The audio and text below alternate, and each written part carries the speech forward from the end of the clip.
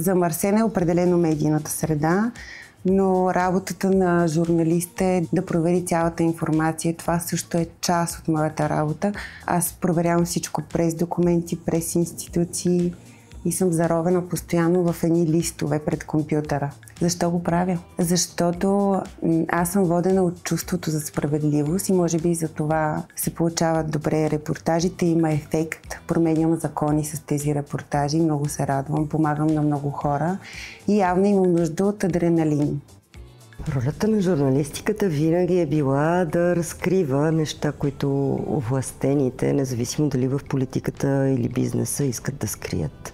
Едно от предизвикателствата в момента също е да продължим да имаме енергията, която сме имали, може би, преди години, защото средата се промени страшно много от гледна точка на това да успееш да зададеш въпроси. Да дойде госта, да се съгласят да присъстват в наше предаване, да участват, да им зададем въпроси. Да не се разсърдят. Като са дошли. Да. Предизвикателство е да си наживо по телевизията, но в същото време военните да ти кажат, трябва да се преместите от това място и ти да знаеш как да се държиш в ефир и какво да кажеш на зрителя, за да не помисли той, че ти си в опасност или че нещо по-лошо се случва. Абсолютната обективност е невъзможна, но е възможна абсолютната честност. Тоест, когато вие сте честни с вашите зрители, те това го усещат и го разбират и биха могли дори да ви простят някоя незначителна грешка.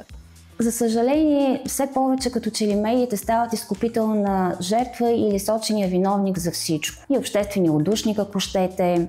Така че може би едно от предизвикателствата за самите журналисти е да запазят принципите и морала си. И ако има на кого да се отчитат, то е вечер на собствената си съвест. Това, което обаче ми се иска така с времето, е малко повече да забавя темпото. Малко да се поспра и да живея днес.